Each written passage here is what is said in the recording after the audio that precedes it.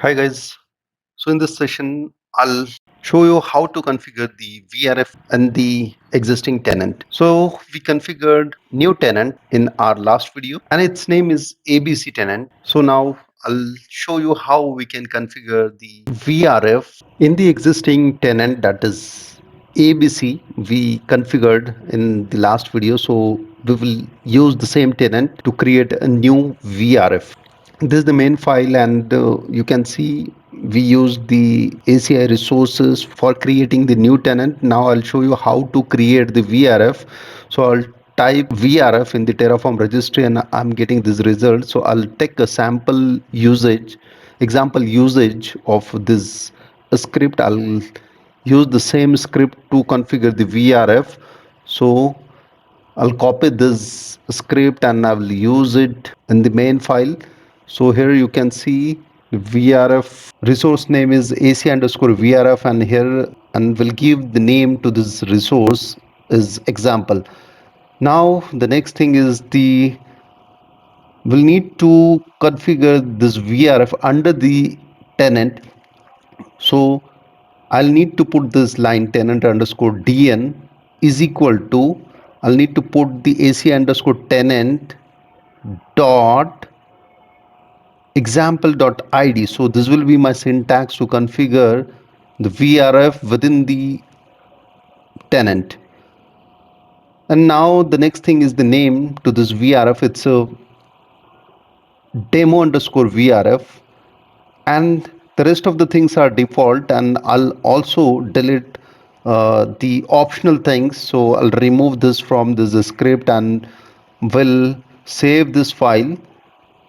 And at the bottom of this script you can see there are some relations mentioned.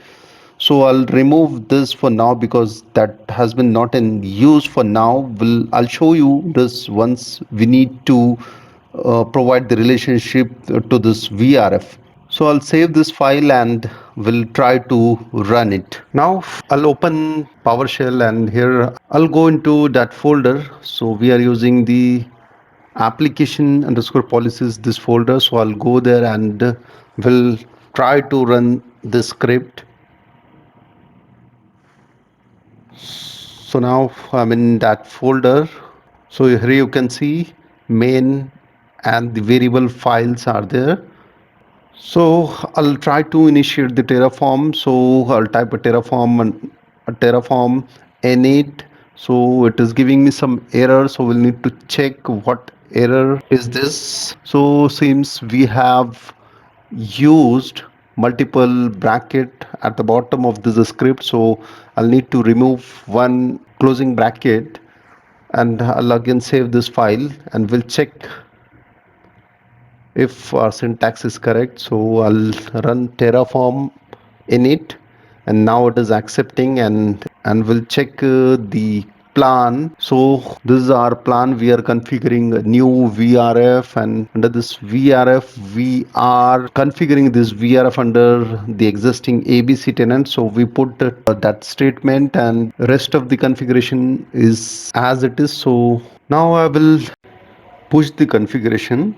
So here I'm adding one resource here for VRFs. Rest of the things are zero because we are not doing any change and we are not removing anything. So I'll run the Terraform apply command and then it will push this configuration to the apic. I'll type a value as a yes. It is creating the VRF. So here you can see one change got pushed to the apic. So let me verify this on the apic. I'll open the apic and will check if this VRF got created under the existing tenant ABC. And also you can see it is showing one VRF in this tenant. I'll open this tenant and now you can see This has been created from orchestrator. It is recommended to only make changes from orchestrator. So as we have done the changes through this Terraform, so it is recommended to use the Terraform script for doing the changes for this tenant. Now I'll show you the VRF. It's in the networking tab. So here you can see our VRF name is demo underscore VRF, and in the description it is mentioned from Terraform. So I'll click on policies and you will see the name of this VRF description. Also you can see default settings which are configured on this VRF. So in this way you can configure the VRF using the Terraform script.